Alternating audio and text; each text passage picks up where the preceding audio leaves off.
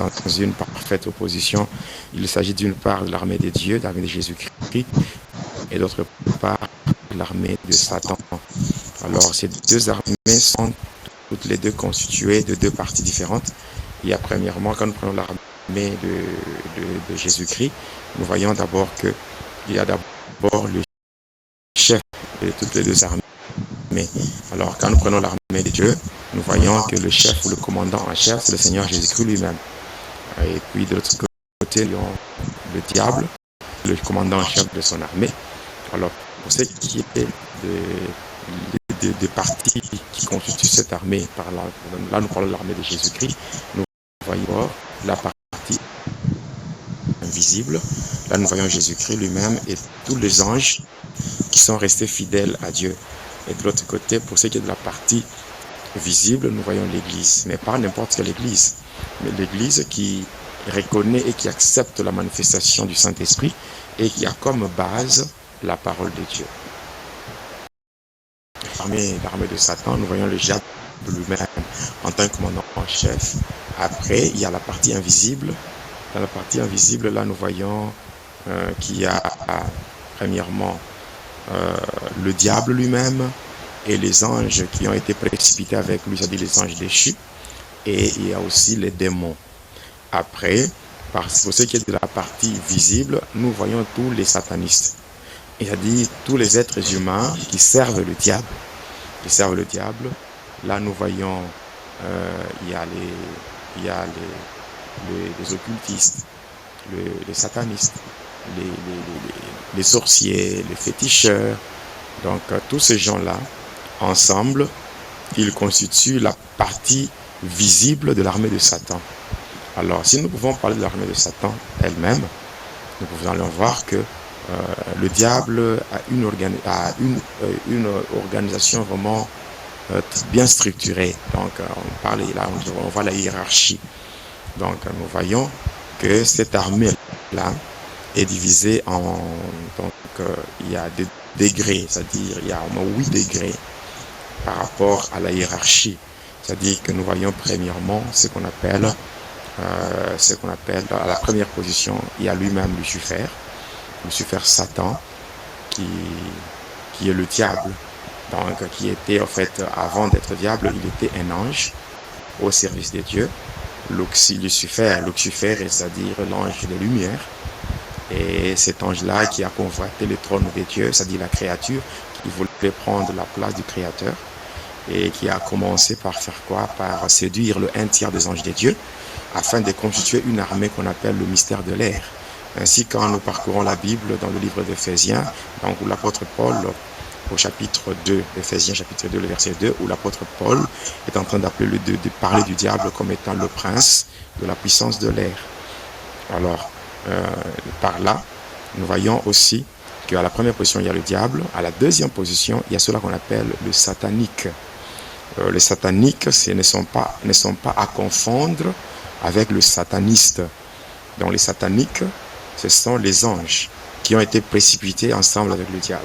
Lorsque nous lisons dans l'Apocalypse 12, et le verset 12, la Bible dit « Réjouissez-vous cieux et vous tous qui habitez dans les cieux, mais malheur à la terre et à la mer, car le diable est descendu vers vous, animé d'une grande colère, sachant qu'il a peu de temps. » Alors quand il tombait, il n'était pas tombé seul. Il est tombé avec donc le 1/3 des anges de Dieu qui étaient déjà corrompus et qui étaient finalement devenus ses acolytes ou les anges rebelles. Alors c'est eux qui occupent la deuxième position. On les appelle les sataniques. Par contre, les satanistes, ce sont des êtres. Après cela, à la troisième position, il y a cela qu'on appelle les représentants. Les représentants, c'est quoi? Ce sont des êtres humains qui ont découvert le mystère de l'air et qui sont devenus les mandataires de Lucifer. Ce sont des êtres humains qui vont prendre les instructions directement chez le diable et ils viennent appliquer les instructions qu'ils ont reçues de la part du diable. Ils viennent appliquer cela dans le monde. On les appelle le mandataire de Lucifer. Alors, ils sont répartis en plusieurs degrés. Donc, quand on parle de représentants, les représentants dans le mystère de l'air, c'est-à-dire le représentant, c'est des êtres humains qui sont membres du gouvernement de Satan. Alors, ils sont répartis en 7 degrés. Il y a le premier degré, le deuxième, le troisième, jusqu'au septième. Le degré le plus élevé, c'est le premier degré, suivi du deuxième, jusqu'au septième degré. Le septième degré qui est le degré le plus bas, ou le degré inférieur. Alors, et ces gens-là, ils ont le pouvoir de se métamorphoser. Ils ont le pouvoir ils ont le pouvoir de devenir comme des fantômes. Ils ont le pouvoir de se transformer et de prendre certaines formes. Certaines formes, donc, par rapport aux différentes formes d'incarnation. Alors, ce sont ces gens-là. Alors, moi aussi, quand je servais le diable, j'étais aussi membre du gouvernement de Satan parce que j'étais le représentant du 3e degré dans le mystère de l'air. Alors, ça, c'est la 3e position. La 4e position, elle est occupée par cela qu'on appelle le pouvoir diabolique. Le pouvoir diabolique, ce sont, en d'autres termes, on les appelle les démons géants. Les démons géants, quand on parle des démons géants, spirituellement, on peut les comparer aux fils d'Anak, donc les Anakim. Alors après cela vient la 5e position qui est occupée par les principautés. Les principautés, en fait, ce sont les esprits qui ont le pouvoir de commander d'autres esprits. Après les principautés, à la 6e position, nous avons cela qu'on appelle... Donc les principautés, très souvent, ce sont donc les esprits qui commandent d'autres esprits. À la 6e position, nous avons ce qu'on appelle les esprits servants ou les esprits errants, c'est-à-dire les démons. Ce sont les esprits des êtres humains qui sont morts dans le mal et qui ont manqué où aller. Alors on les rassemble et ce sont là qu'on appelle vraiment les démons. Après cela viennent à la 7e position ceux-là qu'on appelle les esprits méchants ou les esprits des morts. Ce sont les esprits qui sont chargés uniquement pour tuer. Et après, à la 8e position, il y a ceux-là qu'on appelle les forces démoniaques de Lucifer.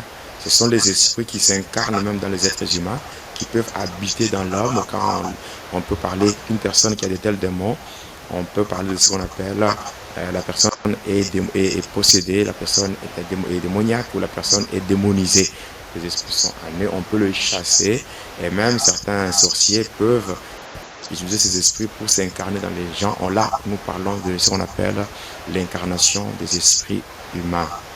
Alors, si nous retournons sur les sataniques, si nous retournons sur les sataniques, nous voyons très bien que pour ces sataniques-là, ils sont vraiment très nombreux.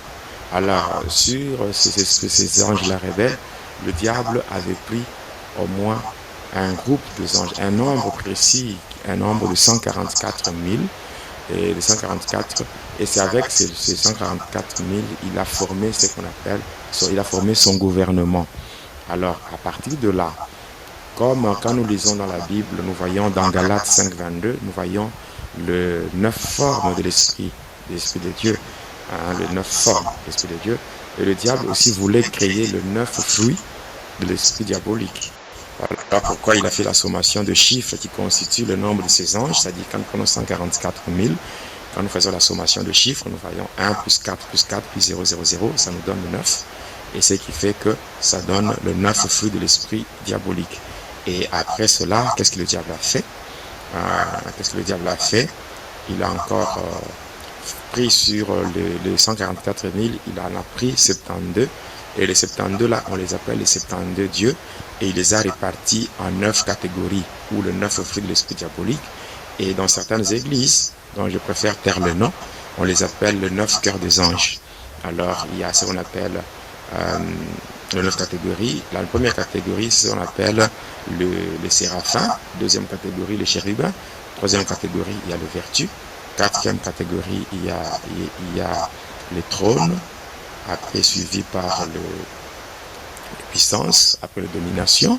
Après, viennent les principautés. Après, les principautés viennent les archanges. Après, les archanges viennent les anges. Là, ça fait 9. Alors, qu'est-ce qu'il a fait encore, le diable? Alors, toujours parmi ces anges déchus, il a voulu maintenant répartir. C'est-à-dire les répartir selon les différentes fonctions.